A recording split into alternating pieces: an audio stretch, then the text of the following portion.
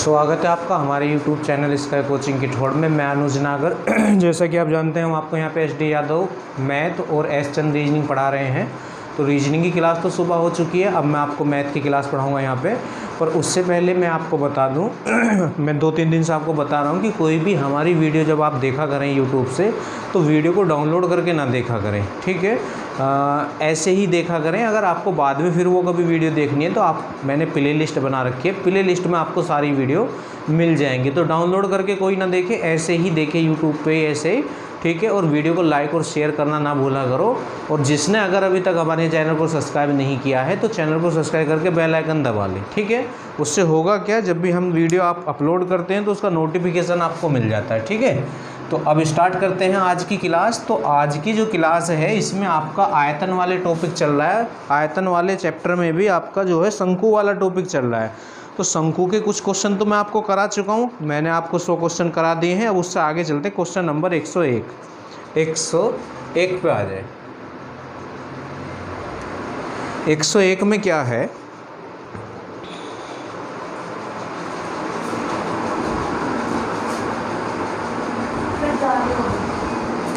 तो question number 101 देखें। इसमें क्या बोला गया है, एक लंबवृत्तीय शंकु के आधार की त्रिज्या को दुगना कर दिया जाए। आधार की त्रिज्या को दुगना करने के लिए बोल रहा है, आयतन उतना ही रखने के लिए शंकु की ऊंचाई होगी, ये बोल रहा है।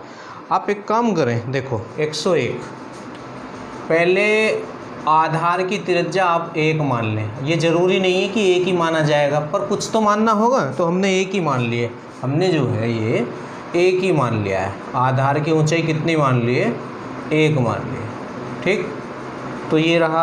और ये कह रहा है आधार की त्रिज्या को दुगना कर दिया गया है तो आयतन उतना ही रखने के लिए ऊंचाई होगी, ठीक। ऊंचाई भी यहाँ आप 1 ही मान लो थोड़ी देर के लिए, ये लीजिए, ठीक है। अब आयतन निकालें। तो आयतन क्या होता है, 1/3 पाई r स्क्वायर h1, ये हो जाएगा। शंकु का आयतन यही तो होता है, 1/3 पाई r1 स्क्वायर इंटू h1 यहाँ लिया जाएगा हमारा। अब जो हम दूसरा आयतन निकालेंगे उसे भी इतना ही रहने को कह रहा है, तो वहाँ भी तो 1/3 पाई r2 स्क्वायर इंटू h2 होगा ना। तो देखो दोनों में ये कॉमन है, दोनों में, तो इसे लिखो ही मत, दोनों में ये उतना ही है, इसे हटा दो आप, ठीक है। कैलकुलेशन थोड़ी आसान हो जाएगी, है ना। तो करते हैं, देखो अब बिल्कुल आसान हो जाएगा आपका क्वेश्चन ये। तो r1 1 है तो 1 का स्क्वायर तो 1 और h1 1 तो 1, तो आयतन 2 ही है।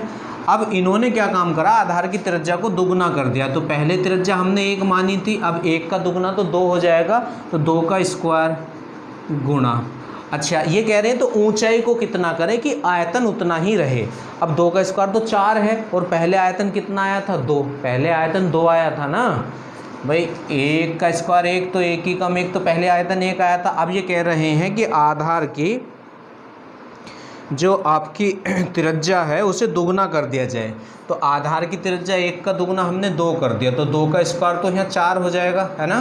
तो ये कह रहे हैं ऊंचाई को कितना, शंकु की ऊंचाई हो जाएगी कि आयतन उतना ही रखना है। तो आयतन अब भी 2 ही आना चाहिए। तो ऊंचाई हम यहाँ कितनी करें, यहाँ पे हम ऊंचाई यहाँ 4 बनेगा ना। 4 किससे 2 बार कटेगा, 2 से, है ना। अब देखो ये 16 होके 4 गुणा 1/2, तो 2 दूनी 4, तो अब भी आयतन 2 ही आया ना, और पहले भी आयतन 2 था। तो पहले ऊंचाई कितनी थी, 1, और अब ऊंचाई हमने कितनी कर दी है, 1/2 कर दी है ना। 1/2 इसकी ऊंचाई कर दी। अब इसके ऑप्शन आप देखें, इसने ऑप्शन थोड़े से वैसे करके दिए हैं। तो इसमें जो है करना क्या होगा, देखो यहाँ जैसे हमने मल्टीप्लाई करी है तो 2 1 ही कम 1 तो 1 ही रहना है। ये तो पहले आयतन कितना था, 1, अब भी आयतन 1 ही करना है। तो 2 का स्क्वायर तो 4 होगा, तो 4 किससे कटेगा, 4 से ही 1 बार कटेगा, क्योंकि आयतन हमें 1 लाना है। ये तो आयतन कितना आया है, 1, दोनों जगह आयतन बराबर रखना है। तो पहले ऊंचाई कितनी थी, 1 थी, और अब ऊंचाई कितनी, 1/4, तो ऊंचाई पहली ऊंचाई की 1/4 है।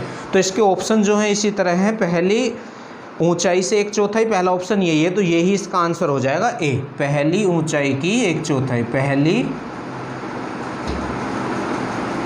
ऊंचाई की 1/4, इस तरह ऑप्शन लगे हुए हैं। ठीक है, तो इस तरह हो जाएगा ये क्वेश्चन। तो आपका क्वेश्चन नंबर 102 पे आ जाए। Question number 102। अब 102 में क्या है देखते हैं जरा।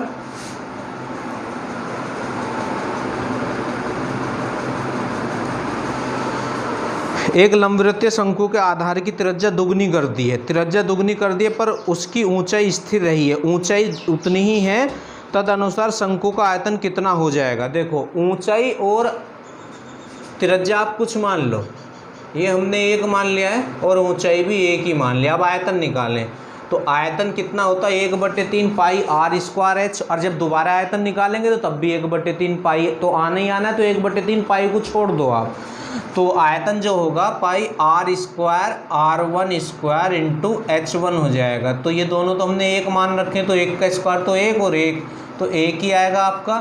अब दोबारा अब के इसने त्रिज्या क्या करी है, दुगनी कर दी है, आधार की त्रिज्या दुगनी कर दी जाए तो अब क्या हो जाएगा R2 का स्क्वायर इंटू H2। अब R2 कितना 2, तो 2 का स्क्वायर इंटू, और ऊंचाई उतनी ही रहने को कह रहा है, तो ऊंचाई तो एक ही है, तो 2 का स्क्वायर कितना होता है 4, तो 4 एकम 4, तो आयतन पहले एक था अब 4, तो ये कह रहा कितना गुना हो गया, ये इसका 4 गुना हो जाएगा। तो पिछले आयतन का 4 गुना इसका आंसर आ जाएगा, क्योंकि ऑप्शन ऐसे लगे हुए हैं, पिछले आयतन का 3 गुना, पहला ऑप्शन नहीं, दूसरा ऑप्शन है पिछले आयतन का 4 गुना, तो यही आंसर हो जाएगा पिछले आयतन का 4 गुना। क्वेश्चन नंबर 103 पे आ जाए।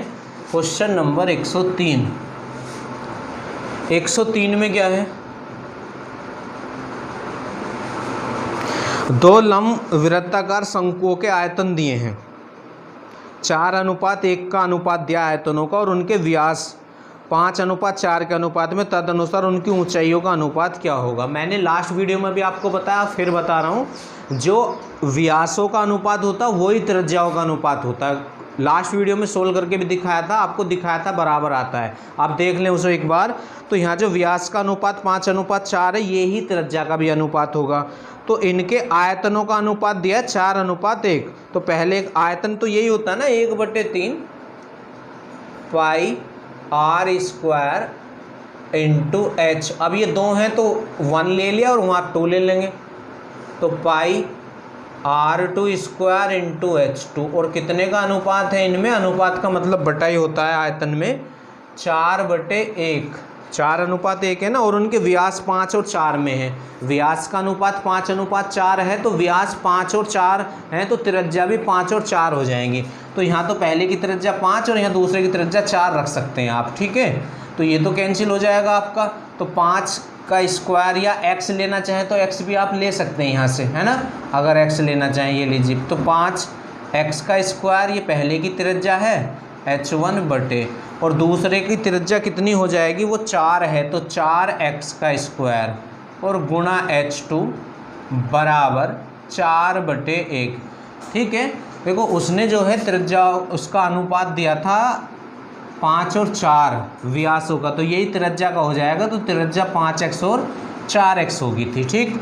तो यहाँ से क्या करना है, 5 का स्क्वायर तो 25 हो जाएगा, तो 25x स्क्वायर गुणा H1 बटे 16x स्क्वायर गुणा H2, ठीक है, और बराबर 4/1, तो x स्क्वायर से x स्क्वायर, तो 16 इधर और 25 इधर, तो 16 चौका 64 और 25 ही कम 25, तो H1 बटे H2 बराबर 64/25। तो इसका जो अनुपात आएगा वो उसकी ऊंचाई होगा, तो 64:25 आएगा, 64 अनुपात कितना आ जाएगा 25 आ जाएगा, ठीक है। क्वेश्चन नंबर 104 पे आ जाएं। Question number 104।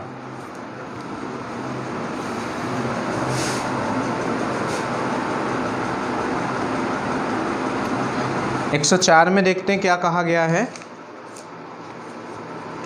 दो लंबवृत्तीय शंकुओं के आयतन का अनुपात दिया, उनके व्यासों का अनुपात दिया, ऊंचाई, बिल्कुल वही क्वेश्चन है।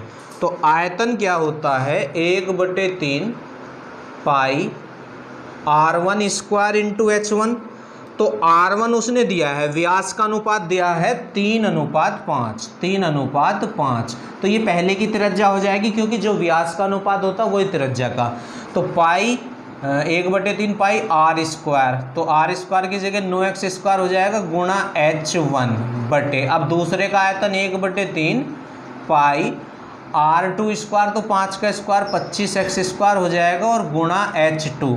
अब ये आयतन है और आयतन का अनुपात कितना दिया है उसने आपको 1:3, तो 1/3 हो जाएगा। तो ये इतना तो कैंसिल हो जाएगा, चाहो तो 1/3 पाई आप रखे करो भी मत जब अनुपात निकाले करो, क्योंकि ये तो स्थिर होता है दोनों जगह। x स्क्वायर से x स्क्वायर कैंसिल हो गया तो यहाँ तो 25 आ जाएगा और यहाँ 27, तो H1/H2 बराबर कितना हो जाएगा 25 ही कम 25 और 9 तिया 27। तो इनका जो रेशो आएगा यहाँ से ऊंचाइयों का 25:27 आ जाएगा, 25:27। ठीक है, 105 पे आ जाएं, क्वेश्चन नंबर 105। अब 105 में क्या है देखते हैं।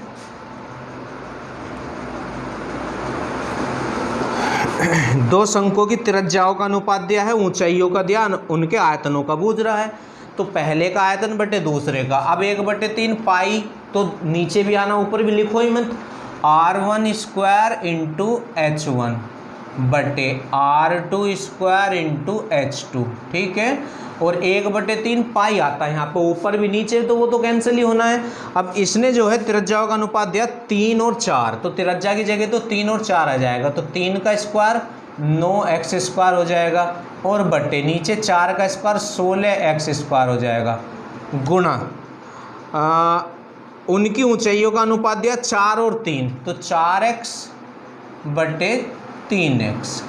ठीक है, बस इसे सोल्व कर लेना है, इससे ये कैंसिल और 3 तिया 9 और 4 चौक 16, तो 3/4 बच रहा है, तो ये कितना हो जाएगा 3:4 इसका आंसर हो जाएगा क्वेश्चन नंबर 105 का। तो 105 भी आपका हो गया क्वेश्चन। ठीक है, 105। इससे आगे चलते हैं, क्वेश्चन नंबर 106 पे आ जाएं। Question number 106।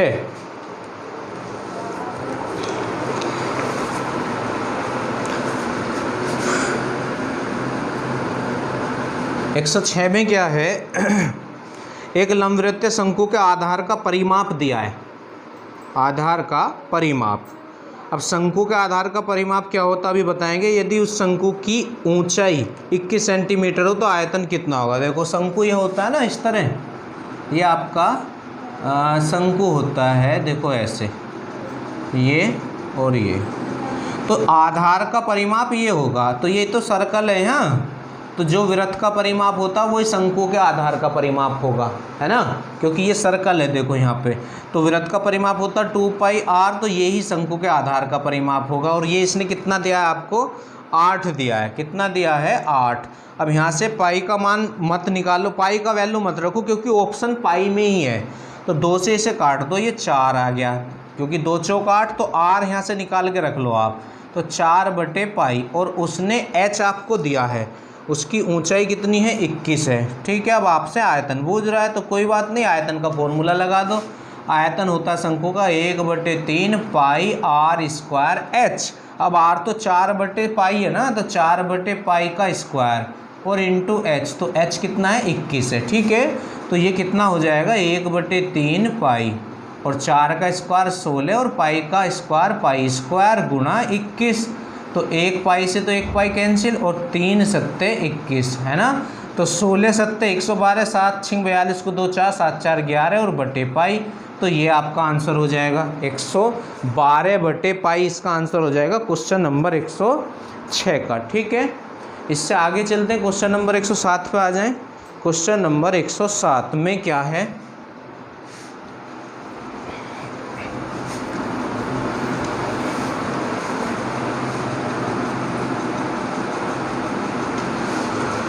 इसमें है दो शंकुओं की ऊंचाई दी है, उनके आधारों के व्यास का अनुपात दिया है। चलो लिख देता हूँ, H1 और H2 दिया है आपको कितना 1:3, और व्यासों का दिया, और जो व्यासों का अनुपात होता है वही त्रिज्या का अनुपात होता है।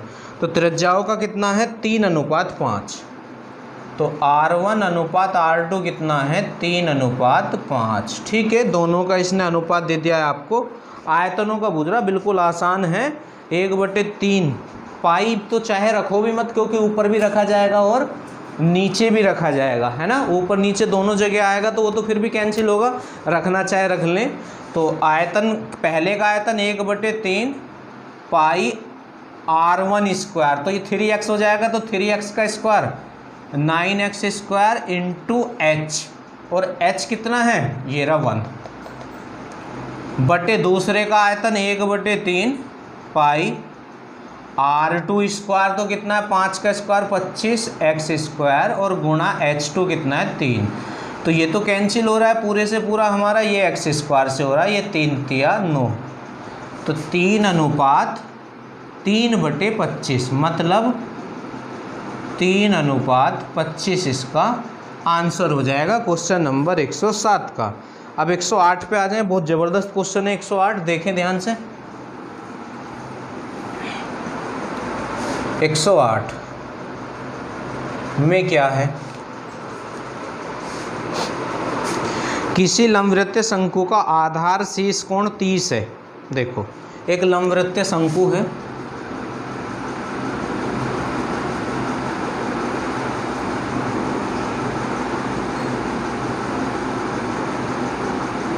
इसका आधार शीर्ष कोण कितना है 30 है, और अर्ध शीर्ष कोण है, मतलब इधर 30 है तो इधर भी 30 है, अर्ध शीर्ष कोण है ये आपका। ये हाइट होती है, ये आपकी एल होती है, ये यहाँ से यहाँ तक आपकी रेडियस होती है, ये भी रेडियस ही होती है ना, इस तरह से। ये सब कुछ आपको बता रखा पहले से ही।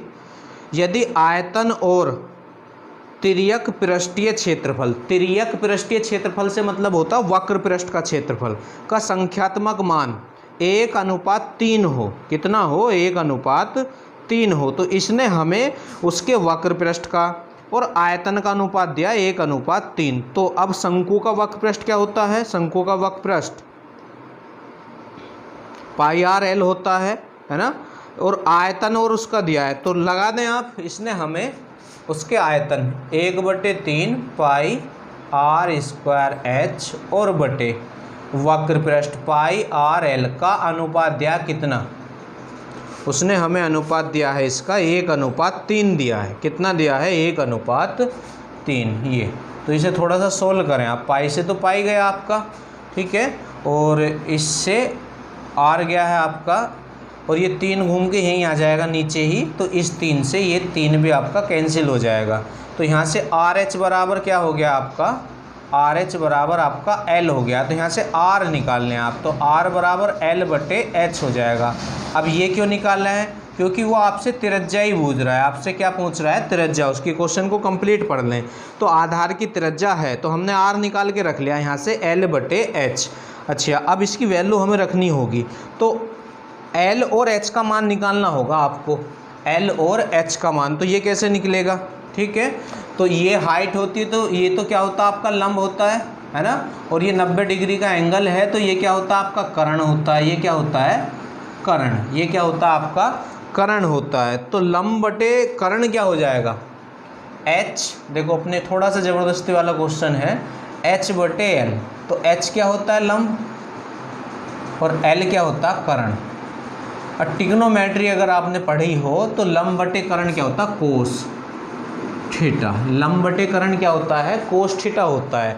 तो H की वैल्यू तो H ही है L, तो अब इसका मान रख दें आप, कोस थीटा कितना है 30 है ना, और कोस 30 की वैल्यू कितनी होती है √3/2 होती है, तो H/L बराबर √3/2, √3/2। तो यहाँ से H की वैल्यू तो √3 और L की वैल्यू 2 होगी, वो यहाँ रख दो आप, तो आपकी R आ जाएगी, R ही आपसे पूछ रहा है। तो L कितना है 2 और H कितना है √3, तो ये आपका आंसर हो जाएगा 2/√3, ठीक है, 2/√3। तो इससे आगे चलते हैं, क्वेश्चन नंबर 109 पे आ जाएं। क्वेश्चन नंबर 109 में क्या है देखते हैं ज़रा।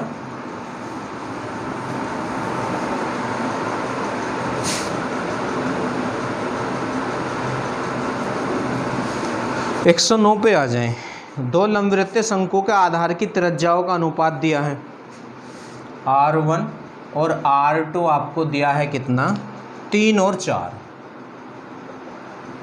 ठीक है, और उनकी ऊंचाइयों का अनुपात दिया है 4 और 3, 4 और 3, 4 और 3, ठीक है, ये हो गया है, ठीक।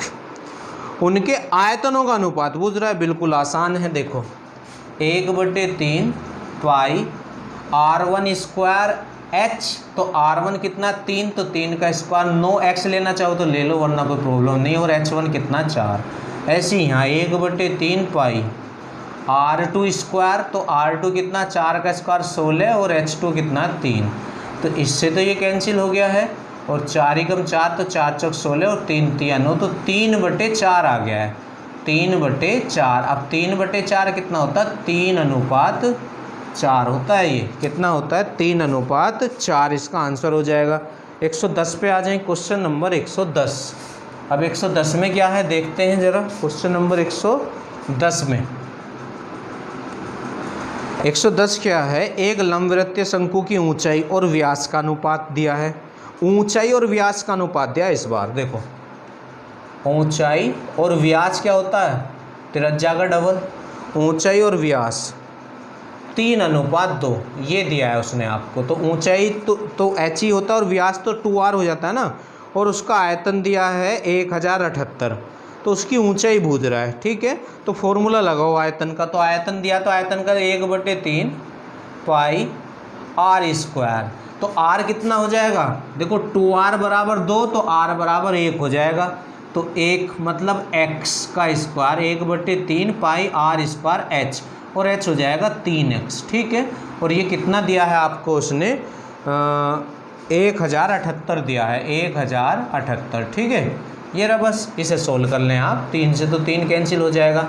अब ऑप्शन देख लें कहीं पाई में तो नहीं दिए, तो पाई में तो इसने आंसर नहीं दिए, तो पाई की वैल्यू रख लें, तो 22/7 गुणा ये कितना हो जाएगा, x का क्यूब बराबर 1078। ठीक है, 11 से काटें, 11 दूनी 22, यहाँ आ जाएँ 11 निम 99 है ना, 11 निम 99, तो बचे कितने 8, तो 11 8 88। ठीक है, 2 से काट दें इसे, तो यहाँ कितना आ जाएगा 49, और 7 भी पहुँच जाएगा, तो 49 गुणा 7 तो कितना हो जाएगा 343, मतलब x बराबर 7 आ जाएगा, क्योंकि इसका क्यूब रूट लेंगे ना उधर, तो 49 343 किसका क्यूब होता है, 7 का क्यूब होता है। तो x की वैल्यू तो आ चुकी है, पर आपसे x थोड़ी ना पूछ रहा है, वो ऊंचाई पूछ रहा है, तो ऊंचाई कितनी है उसकी 3x है, ऊंचाई कितनी है 3x, तो x बराबर इतना, तो 3x बराबर कितना 3 से गुणा हुई है, इधर भी 3 से, तो 21 हो जाएगा, कितना हो जाएगा 21 हो जाएगा। ठीक है, 111 पे आ जाए, क्वेश्चन नंबर 111। 111 में क्या है,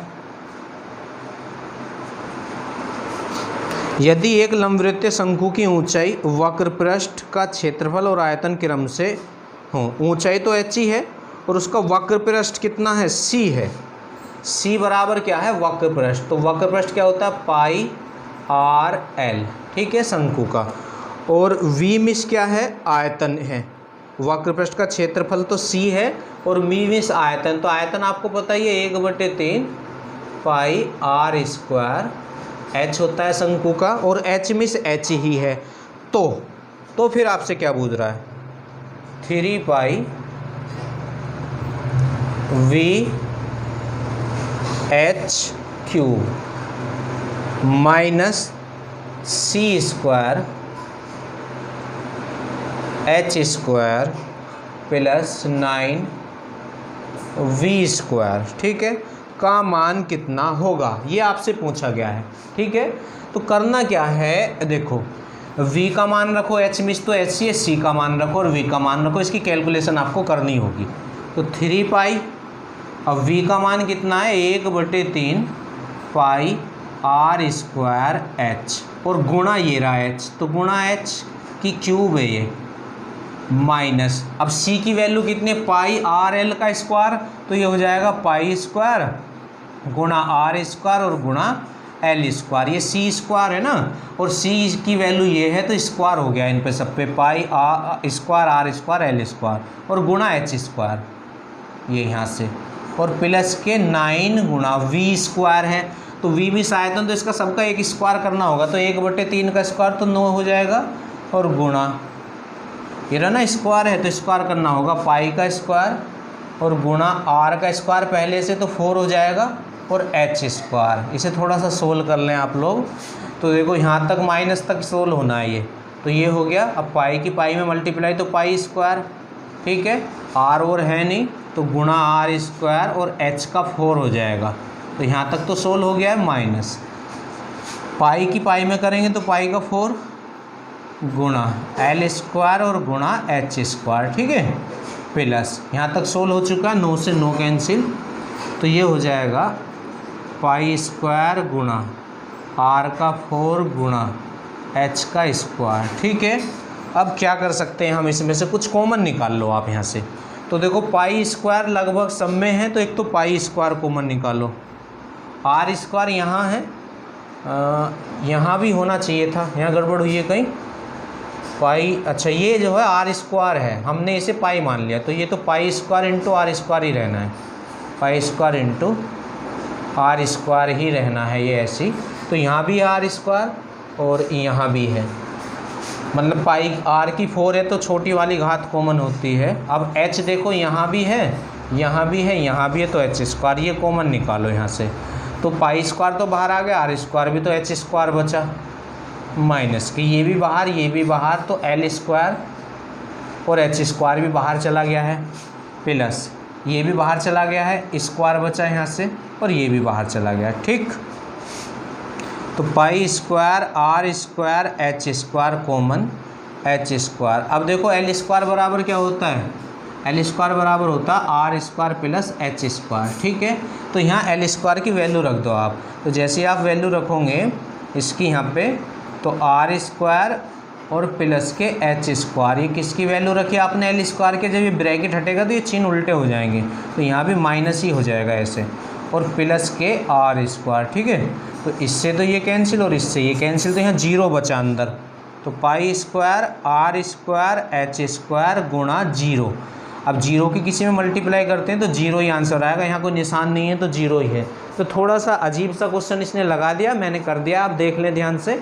तो इसका आंसर क्या आ जाएगा आपका 0, इसका आंसर बन जाएगा। 112 पर आ जाएं, क्वेश्चन नंबर 112।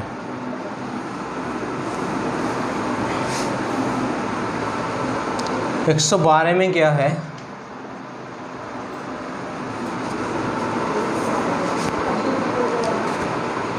एक शंकु की त्रिज्या तथा ऊंचाई का अनुपात दिया है, r का और h, r और h का अनुपात दिया है कितना, 4:3, ठीक है।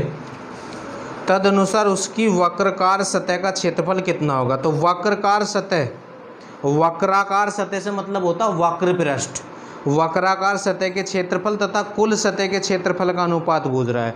तो कुल सतह का क्षेत्रफल होता है संपूर्ण पृष्ठ, तो ये वक्र पृष्ठ और संपूर्ण पृष्ठ का अनुपात पूछ रहा है,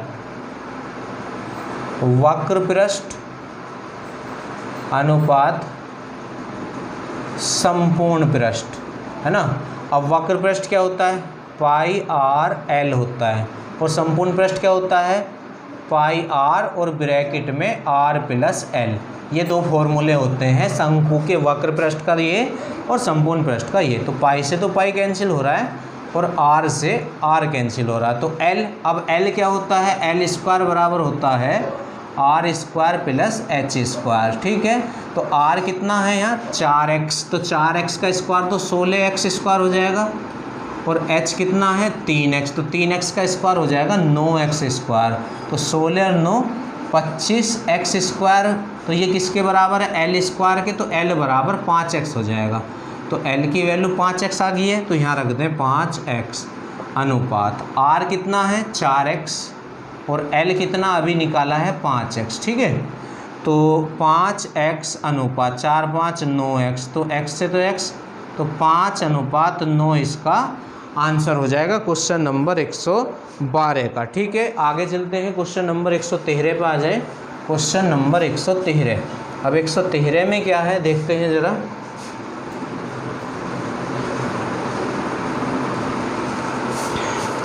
सात सेंटीमीटर आधार त्रिज्या वाले 24 सेंटीमीटर ऊंचे शंकु को तैयार करने के लिए कितने क्षेत्रफल के लोहे की चादर की आवश्यकता होगी।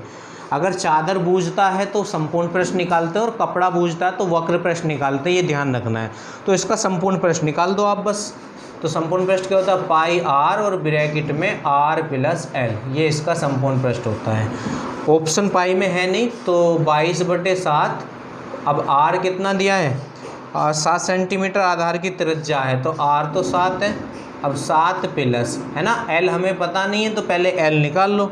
तो एल कैसे निकलेगा, एल का स्क्वायर बराबर आर का स्क्वायर, तो आर कितना 7 का स्क्वायर और 49, और एच का स्क्वायर, और एच कितना 24, तो 24 का स्क्वायर कितना होगा 576। ठीक है, इन्हें जोड़ लें आप, तो एल स्क्वायर बराबर 625 आ जाएगा। ये कितना आ जाएगा 625, तो एल बराबर कितना आ गया हमारा 25, तो यहाँ कितना आ गया है 25 ये। ठीक है, तो 7 से 7 कैंसिल, तो 22 गुणा 7 और 25 कितने हो जाएंगे 32, तो इनकी गुणा कर लें बस आप 32 की और 22 की, तो 2 दूनी 4, 2 तिया 6, 2 दूनी 4, 2 तिया 6, तो 4 6 4 10, तो 704 आ जाएगा। कितना आ जाएगा 704। ठीक है, अगर चादर तो संपूर्ण प्रश्न निकालते हैं और कपड़ा बूझता है तो वक्र प्रश्न निकाल लेते हैं। 114 पे आ जाएं। क्वेश्चन नंबर 114 में क्या है, 114 में क्या है, एक शंकु की ऊंचाई 30 सेंटीमीटर है। बहुत बढ़िया क्वेश्चन है। एक छोटा शंकु तल के समांतर, देखो एक शंकु बनाओ,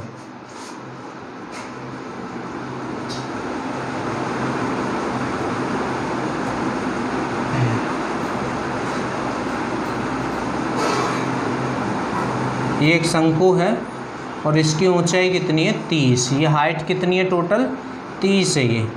ठीक है, अच्छा और क्या दिया है इसने आपको, एक छोटा शंकु तल के समांतर शीर्ष पर काटा गया है, तल के समांतर शीर्ष से काटा गया है ना। यदि उसका आयतन दिए हुए शंकु के आयतन का 1/27, मतलब एक और है इसमें शंकु ऐसे है, इसके समांतर है, देखो ये इसके समांतर है ना, ये है ना, ये इसके समांतर है, तो ऐसे एक शंकु और है ये इस तरह, इसे ए मानो, इसे बी मानो और इसे सी मानो, इसे डी मानो और इसे ई मानो, तो 2 शंकु हैं। अब उसके लिए भी इसने आगे कुछ बोला है, यदि इसका आयतन दिए हुए शंकु के आयतन का 1/27 है ना, तो इसने करना क्या है, 2 शंकु बनने हैं यहाँ। शंकु पहले बड़े वाले का 1/27 है ना, तो कहने का मतलब है बड़े का आयतन जो है शंकु का 27 और छोटे का 1 है, ये हो जाएगा यहाँ से। ठीक है, तो करें क्या इसमें, देखो शंकु ए बी सी का आयतन बटे शंकु ए डी ई का आयतन, ए डी ई का आयतन। अब शंकु का आयतन क्या होता है 1/3 पाई r1 स्क्वायर इंटू h1 बटे 1/3 पाई r2 स्क्वायर इंटू h2। ठीक है, ये होता है तुम्हारा शंकु। ठीक, अब इसमें करना क्या है हमें, ये तो कैंसिल ही हो जाएगा, देखो ये तो पूरा कैंसिल हुआ। अब बड़े वाले शंकु का आयतन 27 है और छोटे वाले का कितना है 1, और बराबर ये कितना हो जाएगा r1 इंटू h1 बटे r2 गुणा h2। ठीक है, अब यहाँ से पूछ क्या रहा है वो ये देख लें एक बार ज़रा,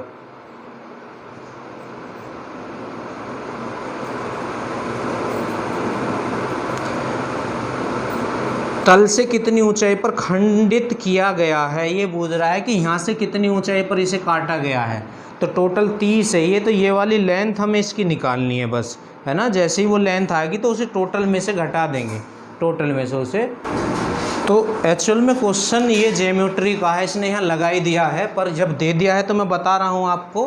देखो इसमें क्या होता है, थोड़ा सा अलग को बता देता हूँ, ध्यान से देखना। पहले शंकु का आयतन बटे दूसरे शंकु का आयतन किसके बराबर होता है, r1 बटे r2 के क्यूब के बराबर होता है, और यही रेशो इनकी हाइट के भी बराबर होता है, h1 बटे h2। आयतन का रेशो जो है उनकी ऊंचाइयों के रेशो के क्यूब के बराबर होता है। ऐसे ही त्रिज्याओं के रेशो के क्यूब के बराबर होता है आयतन का अनुपात। ठीक है, अब यहाँ जो है वो ऊंचाई के बारे में बात कर रहा है, त्रिज्या के बारे में तो कोई बात कर नहीं रहा है। तो यहाँ से हम क्या करें, एक काम करें, आप यहाँ से जो है इसे ऐसे करें, देखो इसे पूरा ना लेके बस ऊंचाई का रेशो लेना होगा हमें। यहाँ ऊंचाई के बारे में बात कर रहा है वो, ये रहा ना V1/V2 बराबर H1/H2 का क्यूब, ये होता है। ठीक, तो H1/H2 का क्यूब यहाँ लगा दिए बस इसने क्वेश्चन। तो H1/H2 का क्यूब, तो इसे क्या लिख लेंगे 3/1 का क्यूब। ठीक, तो ये इससे क्यूब से तो क्यूब कैंसिल हो जाएगा इस तरह। तो कहने का मतलब है बड़ा वाला जो है उसकी ऊंचाई 3 है, तो हमारे अकॉर्डिंग H1 3 और H2 1 है। तो बड़े वाले की ऊंचाई कितनी है 3, और किताब में बड़े वाले की ऊंचाई कितनी दी है 30। तो 3 बराबर 30, तो 1 बराबर 10 है ना। तो छोटे वाले की ऊंचाई 10 आ गई है।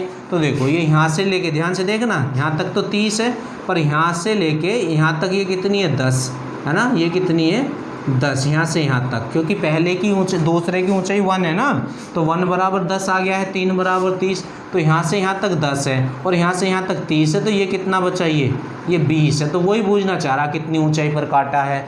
तो वो जो ऊंचाई हमसे पूछना चाह रहा है वो 30 - 10 बराबर 20 है। कितनी है 20, तो 20 इसका आंसर आ जाएगा। ठीक है, ये इम्पोर्टेंट बात है, इसे थोड़ा ध्यान रखना। ये इस तरह भी होता है। ठीक है, इससे आगे चल जाएं तो शंकु तो आपका कंप्लीट हो गया है। अब बेलन के थोड़े से क्वेश्चन है, इन्हें मैं करा देता हूँ 5 क्वेश्चन और आपको, फिर नेक्स्ट वीडियो में देखेंगे।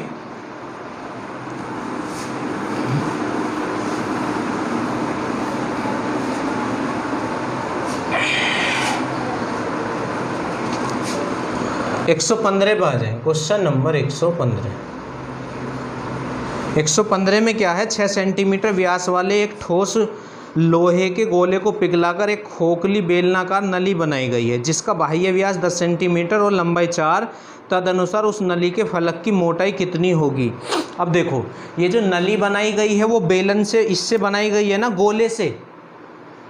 बेलनाकार जो नली बनाई गई है वो गोले से बनाई गई है, ठोस गोले से। ठीक है, तो गोले का आयतन बराबर बेलनाकार नली का आयतन हो जाएगा। गोले का आयतन बराबर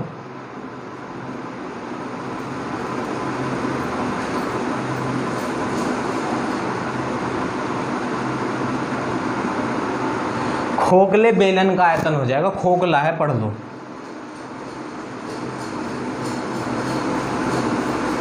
बेलन का आयतन।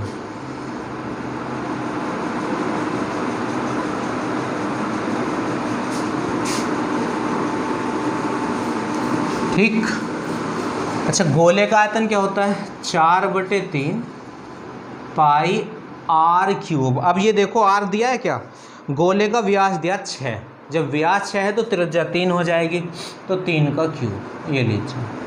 और खोखले बेलन, अब बेलन का जो क्षेत्र वो आयतन होता है वो क्या होता है πr² होता है, πr²h। तो ये जो होता है ये ठोस बेलन का होता है, ठोस का।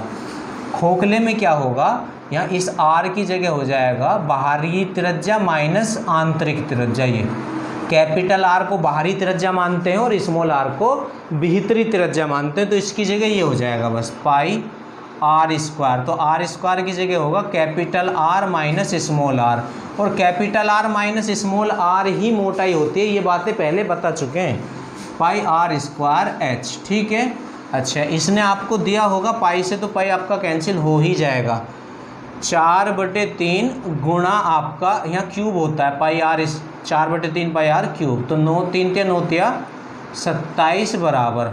अब देखो इसने आपको बाहरी व्यास दिया है शायद, जिसका बाहरी व्यास 10 है, तो बाहरी व्यास 10 है तो त्रिज्या तो 5 हो जाएगी, तो 5 का स्क्वायर माइनस r²। और ऊंचाई दी है क्या आपको, और लंबाई में ऊंचाई है वो 4 सेंटीमीटर है, तो गुणा 4 हो जाएगा आपका। ठीक है, तो इस 4 से तो आपका ये 4 कैंसिल और 3 निम 27, तो 9 बराबर 5 का स्क्वायर 25 माइनस के r²। तो 25 इधर आके घटेंगे तो माइनस के कितने बचेंगे 16 और बराबर माइनस के r²। तो r से तो r, तो r बराबर कितना आ गया 4। अब वो मोटाई पूछ रहा है, तो मोटाई क्या होता है capital R minus small R मोटाई होता है, तो कैपिटल आर 5 है और स्मॉल आर 4 है, तो मोटाई आपकी 1 आ जाएगी। ठीक है, क्वेश्चन सब हो जाएंगे, बस थोड़ा सा धैर्य बनाए रखें आप, थोड़ा सा टाइम आपको देना पड़ेगा।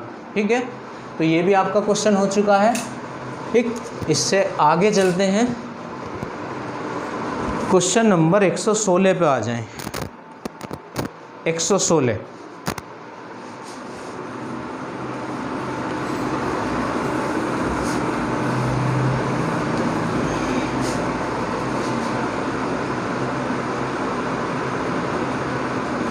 116 में क्या है,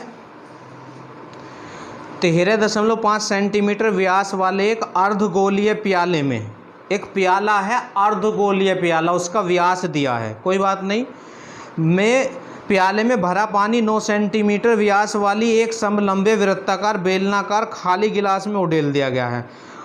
इसका पानी जो है बेलनाकार गिलास में उड़ेल दिया गया। जब बेलनाकार गिलास में उड़ेला है तो अब वो ठोस हो गया, क्योंकि उसमें पानी आ गया ना, तदनुसार उस गिलास में पानी की गहराई कितनी होगी।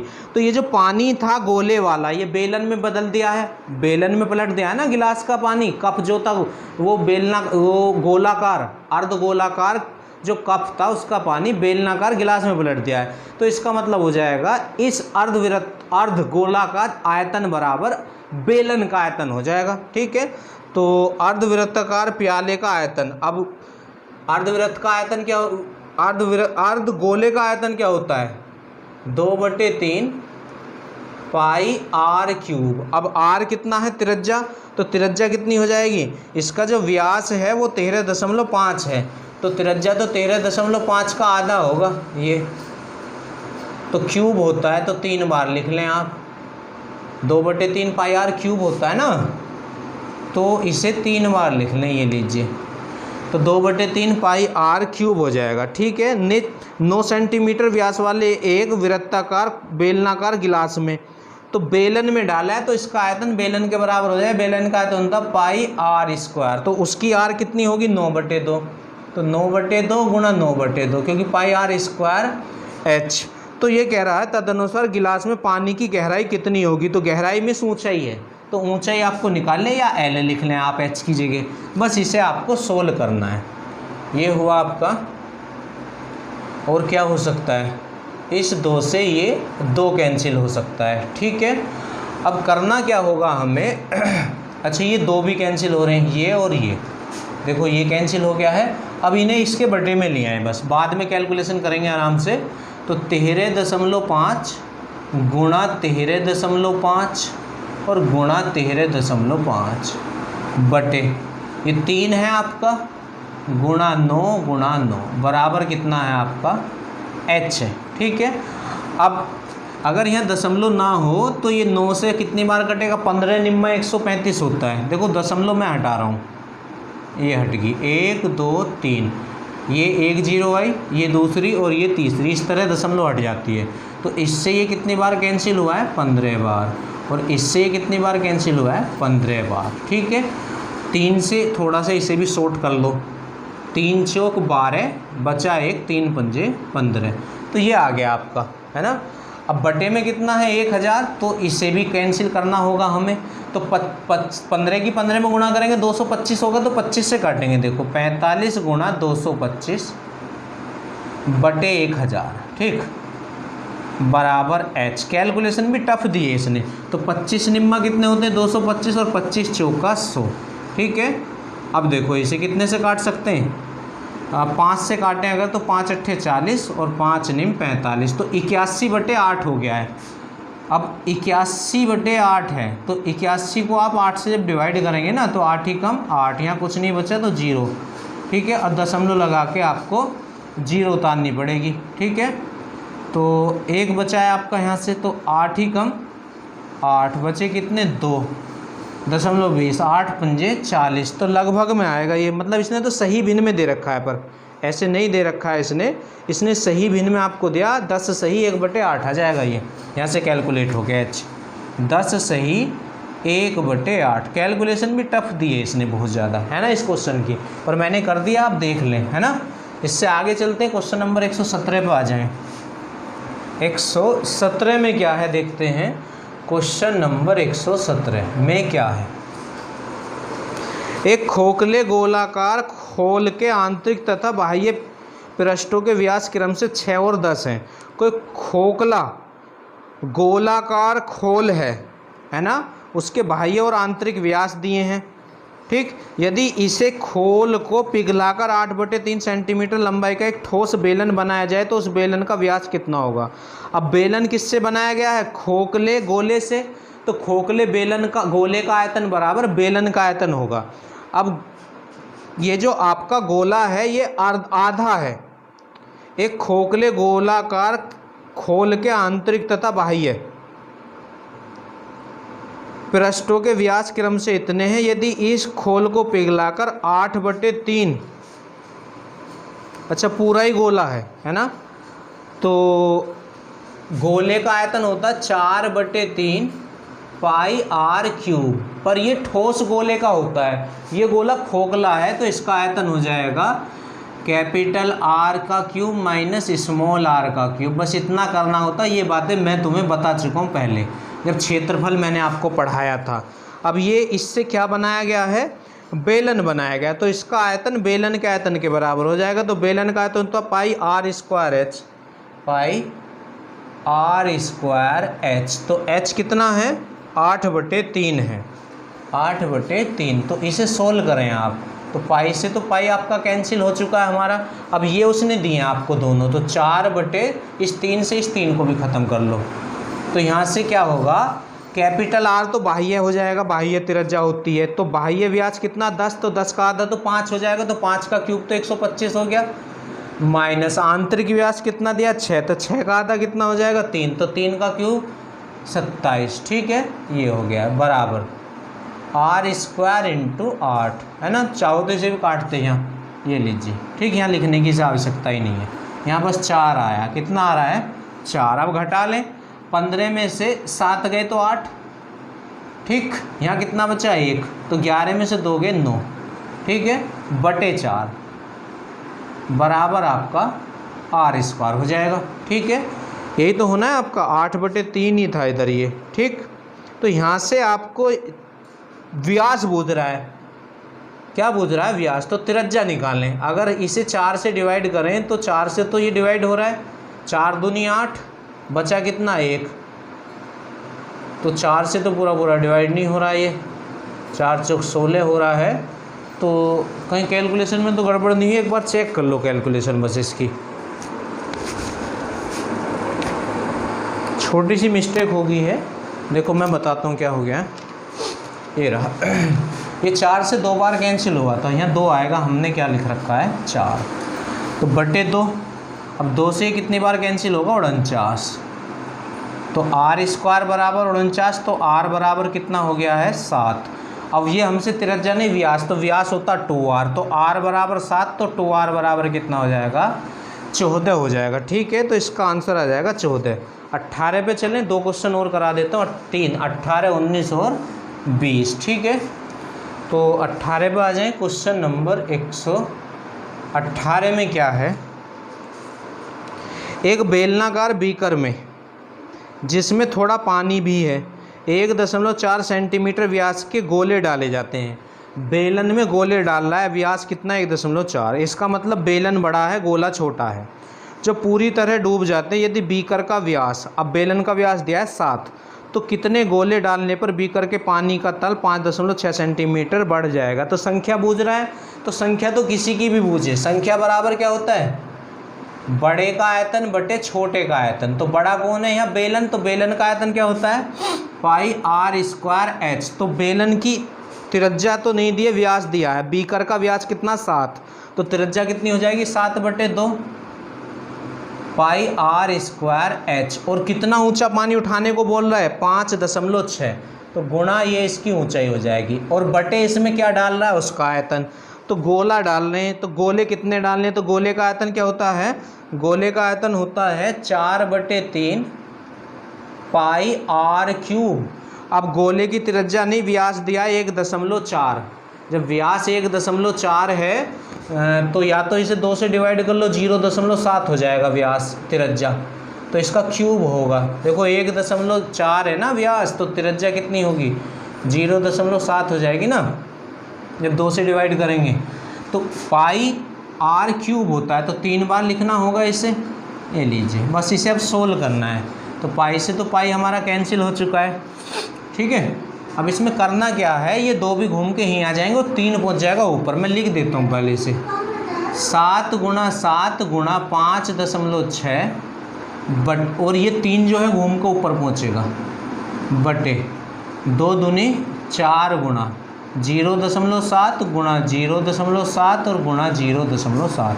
पहले पॉइंट हटा लो आप, इस पॉइंट से ये पॉइंट कैंसिल, ये 2 पॉइंट हटाने के लिए ऊपर 2 जीरो बढ़ा दो, ये लीजिए, ठीक है। इस 7 से ये 7 कैंसिल, इस 7 से ये 7 कैंसिल, इस 7 से ये 8 बार कैंसिल, ठीक है। 7 × 8 = 56 होगा ना, और 4 दूनी 8, ठीक। तो 3 दूनी 6, तो 600 हो जाएगा क्या। 600 तो ऑप्शन में नहीं है ना, कहीं कैलकुलेशन में गलती हुई है, चेक करो जल्दी से। छोटी सी मिस्टेक होगी, एक संख्या इसमें छूट गई है। क्या छूट गया देखो, ये 4 तो ये वाला है, ये 2 भी घूम के ही आएंगे, 2 दूनी 4, तो एक 4 और आना है, ये लीजिए, ठीक है। तो 2 से ये 2 बार कटेगा और इस 2 से 150 बार कट जाएगा, तो 50 या 150 हो जाएगा। कितना हो जाएगा 150, ठीक है। 119 पर आ जाए, क्वेश्चन नंबर 119।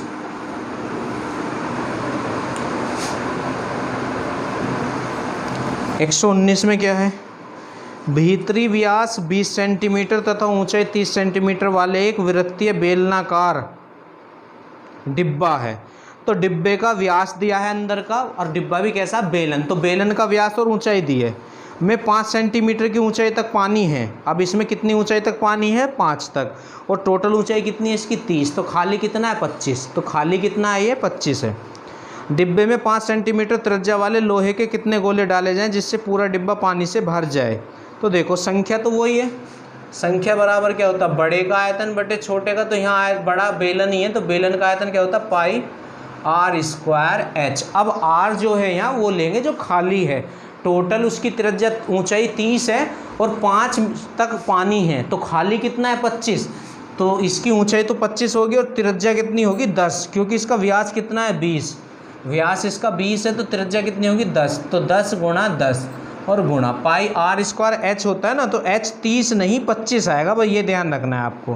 कितना आएगा 25, बटे गोले का आयतन। तो गोले का आयतन होता है 4/3 पाई r³। तो r देख लें, r कितना है इसका, तो इसका जो r है 5 सेंटीमीटर ऊंचाई तक पानी है, डिब्बे में 5 सेंटीमीटर त्रिज्या वाले लोहे के, तो इसकी त्रिज्या 5 है, तो 5 का क्यूब कितना हो जाएगा 125। बस इसे सोल्व कर लें आप, तो ये हो गया है 25 पंजे 125 और 5 दूनी 10, ठीक है। 2 दूनी 4, 2 पंजे 10 और 5 घूम के 3 घूम के ऊपर पहुंच जाएगा 5 में, तो 5 तिया 15 इसका आंसर आ जाएगा, ठीक है। कितना आंसर आ जाएगा 15। एक क्वेश्चन और कर लेते हैं, क्वेश्चन नंबर 120। अब 120 में क्या है देखते हैं ज़रा, क्वेश्चन नंबर 120 में क्या है। एक गोले का व्यास 6 है, जब व्यास 6 है तो त्रिज्या तो 3 हो जाएगी। उसे पिघलाकर 0.1 सेंटीमीटर व्यास की एक तार बनाया गया। देखो तार बेलन होता है, तार क्या होता है बेलन, तो गोले से बेलन बनाया गया है, तार की लंबाई बूझ रहा है, तो गोले का आयतन बराबर बेलन का आयतन हो जाएगा। तो गोले का आयतन होता है, क्योंकि गोले से ही बेलन बनाया गया ना, तार बेलन होता 4/3 पाई r³। अब r कितना है, जब व्यास 6 है तो त्रिज्या 3, तो 3 का क्यूब हो जाएगा 27, ठीक है, पाई r³। और बेलन का आयतन क्या होता है, पाई r² h। तो इसकी r कितनी है 0.1 सेंटीमीटर व्यास है, जब व्यास 0.1 सेंटीमीटर है तो त्रिज्या इतनी होगी, और r का तो स्क्वायर होता है ना, तो 2 बार लिखना होगा, और h आपसे पूछ रहा मतलब तार की लंबाई, तो l भी लिख सकते हैं। तो पाई से तो पाई कैंसिल हुआ है आपका, ठीक है। इन्हें दोनों को यहाँ लेके आ जाओ, ये दोनों यहाँ आ जाएंगे, तो 4 अच्छे से काट लें, 3 निम 27, तो 4 × 9 गुणा 2 दूनी 4, और बटे में ये ऐसे आ जाएंगे 0.1 गुणा 0.1 और बराबर कितना है आपका h है। बस इसे आप सोल्व कर लो अब, ठीक है। तो यहाँ दशमलव हटाएंगे तो 2 जीरो बढ़ जाएंगे, ऊपर 2 जीरो बढ़ा दो पहले, ये हो गया आपका। बस अब इसकी गुणा कर लो तो 9 चौक 36 और 36 चौका 144, तो इतना आ रहा है। तो ये सेंटीमीटर है। अब किताब में ऑप्शन गलत दे रखे हैं, ये ऑप्शन जो है ना इसके मीटर में है ये, और बुक में लिख रखा सेंटीमीटर। ये बुक में क्या लिख रखा है इसका, सेंटीमीटर ही लिख रखा, पर ये सेंटीमीटर नहीं मीटर है ये, इन्हें मीटर में आंसर आना है। तो इसे जब मीटर में बनाएंगे तो सेंटीमीटर के मीटर बनाने को 100 से डिवाइड करेंगे तो ये हो जाएगा बटे 100, तो 144 मीटर इसका आंसर हो जाएगा।